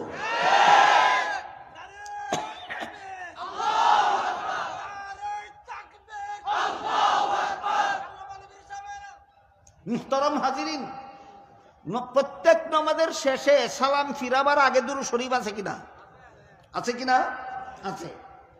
দুরূদ শরীফের ফজিলত সম্বলিত যত হাদিস আছে এর মধ্যে এক হাদিসে রাসূল বলেন, যে ব্যক্তি আমার প্রতি একবার দুরূদ শরীফ পড়ে আল্লাহ তার প্রতি 10 বার রহমত নাজিল করেন, তার 10টা গুনাহ মাফ করে দেন, তার 10টা মর্যাদা বাড়িয়ে দেন। এই ফজিলতের কথা শুনে কেউ যদি বলে এত বড় ফজিলতের দুরূদ শুধুমাত্র নামাজের শেষে পড়ব কেন, শুরুতে একবার পড়লে দোষ কি? নিয়ত করার পর সুবহানাকা পড়ার আগে দুরূদ শরীফ পড়ে। এবার আমি আপনাদের জিজ্ঞেস করব, নামাজের শেষের দিকে যে দুরূদ শরীফ পড়লো সেটা বেদাত না সুন্নাত? কেন? নামাজের শুরুতে যে দুরূদ শরীফ পড়লো সেটা সুন্নাত না বেদাত? শেষেরটা সুন্নাত কেন, আগেরটা বেদাত কেন? এখানে যেই জবাব আজানের দুরুদের বেলায় সেই জবাব, নামাজের দুরুদের বেলায় যেই জবাব আজানের দুরুদের বেলায় সেই জবাব।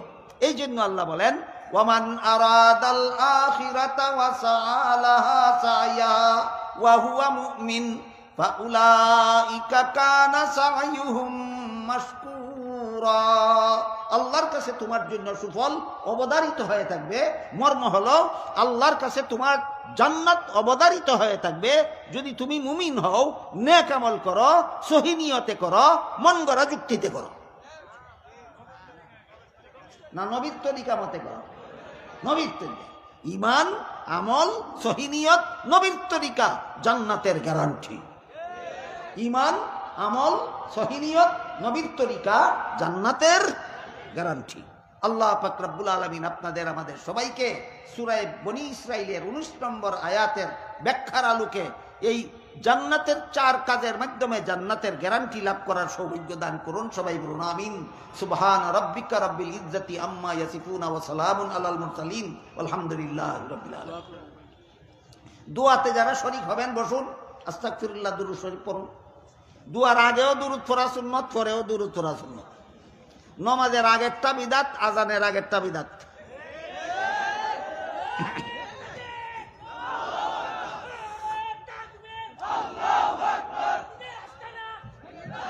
বসুন, দুরূদ শরীফ পড়ুন। বসুন বসুন।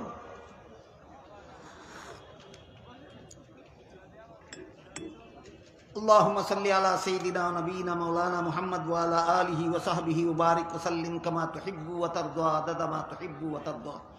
الحمد لله الذي هدانا لهذا وما كنا لنهتدي لولا أن هدانا الله. ربنا ظلمنا أنفسنا وإن لم تغفر لنا وترحمنا لنكونن من الخاسرين. ربنا آتنا في الدنيا حسنة وفي الآخرة حسنة وقنا عذاب النار. يا الله মুবারক তাফসীরুল কুরআন মাহফিলকে কবুল আর মঞ্জুর করুন। ইয়া আল্লাহ এর উসিলায় আমাদের জিন্দেগানকে হেদায়েত করুন, সমস্ত মুমিন মুসলমান মুর্দেগানকে নাজাত দান করুন। ইয়া আল্লাহ এই সূরা বনী ইসরাইলের 19 নম্বর আয়াতের আলোকে আমাদেরকে সত্যিকারের মুমিন হিসাবে 4 গুণে গুণান্বিত হয়ে ইয়া আল্লাহ আমাদের জন্য জান্নাত অবধারিত করার তৌফিক দান করুন। ইয়া আল্লাহ এখানে কোরআন হাদিস থেকে যা কিছু আলোচনা হলো আমাদেরকে বুঝার এবং আমল করার তৌফিক দান করুন। ইয়া আল্লাহ আমার কাছে যারা যত রকমের দোয়ার দরখাস্ত করেছেন প্রত্যেকের নেক দোয়াকে কবুল মঞ্জুর করুন। ইয়া আল্লাহ যারা যত আশা নিয়ে হাত উঠাইলাম প্রত্যেকের নেক বাসনাকে কবুল আর মঞ্জুর করুন। ইয়া আল্লাহ যে সমস্ত উলামায়ে কেরাম বুজুর্গানে দিন মুমিন মুসলমান দুনিয়ার থেকে বিদায় হয়ে গেছেন তাদের কবরকে জান্নাতের বাগান বানিয়ে দিন। ইয়া আল্লাহ তাদেরকে জান্নাতুল ফিরদাউসে ঠিকানা করে দিন। আর যে সমস্ত উলামায়ে কেরাম বুজুর্গানে দিন মুমিন মুসলমান দুনিয়াতে বেঁচে আছেন তাদের সবাইকে হায়াতে তয়্যিবা দান করে দিন। ইয়া আল্লাহ আমাদের দেশ বাংলাদেশকে হেফাজত করুন। ইয়া আল্লাহ বাংলাদেশের স্বাধীনতা হেফাজত করুন। ইয়া আল্লাহ বাংলাদেশের সার্বভৌমত্ব হেফাজত করুন। ইয়া আল্লাহ বাংলাদেশের ভৌগোলিক সীমারেখা হেফাজত করুন। ইয়া আল্লাহ বাংলাদেশের সমস্ত বাসিন্দাদের জান মাল ইজ্জত হেফাজত করুন। ইয়া আল্লাহ সারা দুনিয়ার সমস্ত মুমিন মুসলমানের ঈমান আমল হেফাজত করুন। ইয়া আল্লাহ আমাদের পক্ষ থেকে লক্ষ লক্ষ কোটি কোটি দুরূদ আর সালাম রাসূল করিম সাল্লাল্লাহু আলাইহি ওয়াসাল্লামের রওজা শরীফে পৌঁছে দিন। ইয়া আল্লাহ আমাদের পক্ষ থেকে লাখ লাখ কোটি কোটি দুরূদ আর সালাম রাসূল করিম সাল্লাল্লাহু আলাইহি ওয়াসাল্লামের রওজা শরীফে পৌঁছে দিন। রব্বানা তাকাব্বাল মিন্না ইন্নাকা আনতাস সামিউল আলিম ওয়া তুব আলাইনা ইন্নাকা আনতাত তাওয়াবুর রহিম ওয়া সুবহানা রাব্বিকা রাব্বিল ইজ্জাতি আম্মা ইয়াসিফুনা ওয়া সালামুন আলাল মুরসালিন ওয়ালহামদুলিল্লাহি রাব্বিল আলামিন। আমিন বিরহমাতিকা ইয়া আরহামার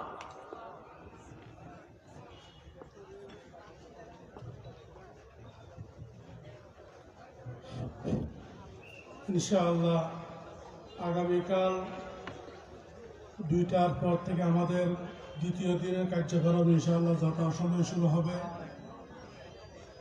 আগামীকাল আমাদের আমন্ত্রিত মেহমান ইনশাআল্লাহ যথাসময়ে সকলে উপস্থিত হবেন।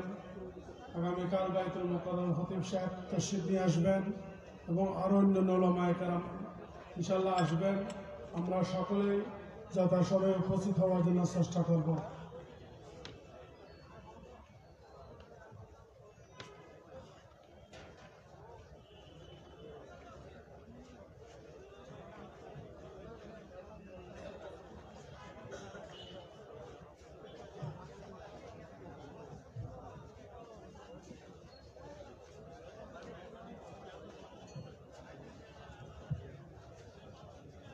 স্বেচ্ছাসেবক ভাইদের উদ্দেশ্যে বলা হচ্ছে, আমাদের স্বেচ্ছাসেবক